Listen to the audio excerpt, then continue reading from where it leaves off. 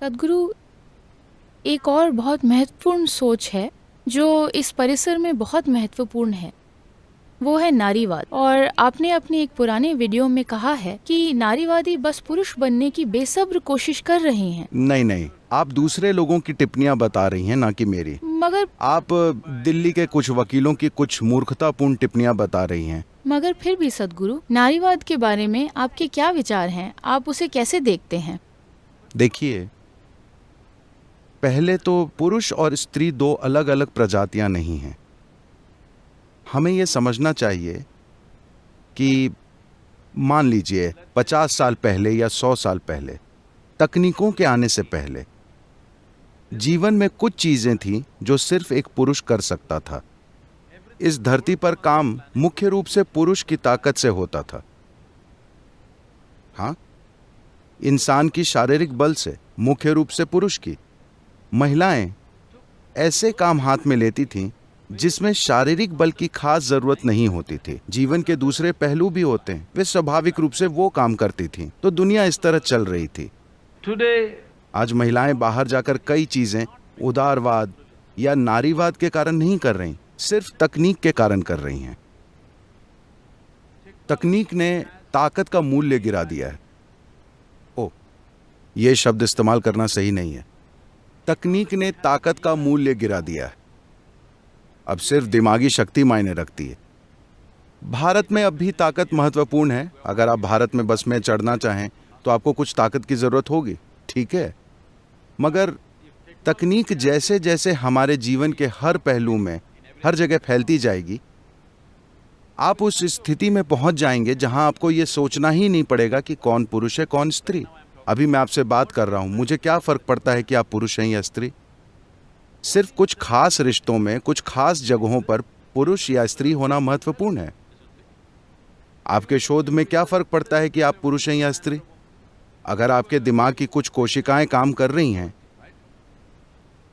तो पुरुष और स्त्री को अलग करने की ये हद से ज्यादा कोशिश, मानो वो दो अलग अलग प्रजातियां हों, एक गलत तरीका है। ये उन भेदभावपूर्ण परिस्थितियों की प्रतिक्रिया में हो रहा है जो अतीत में मौजूद रही हैं। मगर इन भेदभावपूर्ण परिस्थितियों का होना ये कुछ हद तक सही है। मैं कहूंगा कि काफी हद तक सही है, मगर ये पूरी तरह सही नहीं है। ये सही नहीं है कि इस देश या इस दुनिया की सभी महिलाओं का शोषण किया गया है। ये सच नहीं है। बहुत सी महिलाओं ने बहुत अच्छा जीवन जिया है। हाँ, हो सकता है कि उन्होंने कभी अपने घरों से निकलकर बाहर काम न किया हो, मगर उन्होंने बहुत शानदार जीवन जिया, अपने हिस्से का काम बहुत अच्छी तरह किया। Beautifully and doing it. तो पुरुष और स्त्री को कुछ पाने के लिए हमेशा आपस में लड़ना पड़ता है, ये एक गलत सोच है। नारीवाद के बारे में बात करने के बजाय मैं कह रहा हूं, What is feminine has to find equal. स्त्री प्रकृति को समाज में बराबर मूल्य मिलना चाहिए। इसका मतलब है एक चीज होनी चाहिए। देखिए, अगर आप ऐसा माहौल बनाते हैं कि सबसे शक्तिशाली इंसान ही जीवन में आगे बढ़ सकता है, तो पुरुष प्रकृति हावी होगी। पुरुष प्रकृति से मेरा मतलब पुरुष से नहीं है। एक स्त्री किसी खास स्थिति में अधिक पुरुष प्रकृति दिखा सकती है, मगर स्त्री प्रकृति का मिटना इस प्रजाति का नुकसान है। हेलो, अगर आप स्त्री प्रकृति से जुड़ी हर चीज खो देते हैं, हर कोमल चीज, खूबसूरत चीज खो जाती है, बस इसलिए क्योंकि हमने एक असभ्य समाज बनाया है जिसमें जब तक कि आप इस तरह नहीं होते हैं आप जीत नहीं सकते, तो आप मानव जाति को नष्ट कर रहे हैं।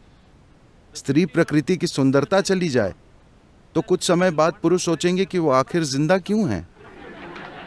हाँ, ऐसा होगा। तो किसी भी शानदार समाज के लिए ये बहुत महत्वपूर्ण है कि हम ऐसा इकोसिस्टम बनाएं जहां पुरुष प्रकृति और स्त्री प्रकृति दोनों काम कर सकें। मगर गुफा मानव के समय से, जहां मनुष्य का शारीरिक बल सबसे महत्वपूर्ण था और महिलाओं को एक खास तरह से रखा जाता था, एक बार फिर हम आधुनिक दुनिया में वही सिस्टम बना रहे हैं। सबसे शक्तिशाली का आगे बढ़ना, चूहा दौड़, जो भी आप इसे कहना चाहें। अगर आप ऐसा करते हैं तो आप स्त्री प्रकृति को मार डालेंगे। शायद स्त्री को नहीं, स्त्री कामयाब हो सकती है। वे खुद को पुरुषों जैसा बना लेंगे और कामयाब हो जाएंगी। मगर क्या ये मानव जाति के लिए बहुत बड़ा नुकसान नहीं है कि कहीं न कहीं आप मानते हैं कि स्त्री प्रकृति एक कमजोरी है? इस विचार को छोड़ना होगा। स्त्री प्रकृति कमजोरी नहीं है, ये ताकत का दूसरा रूप है।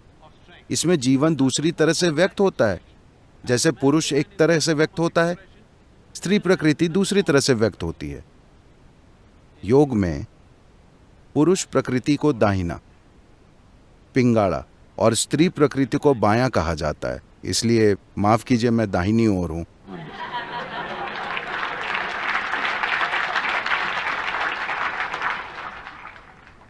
मगर हम बराबरी पर हैं, 2 पुरुष और 2 महिलाएं। बिल्कुल बिल्कुल सद्गुरु।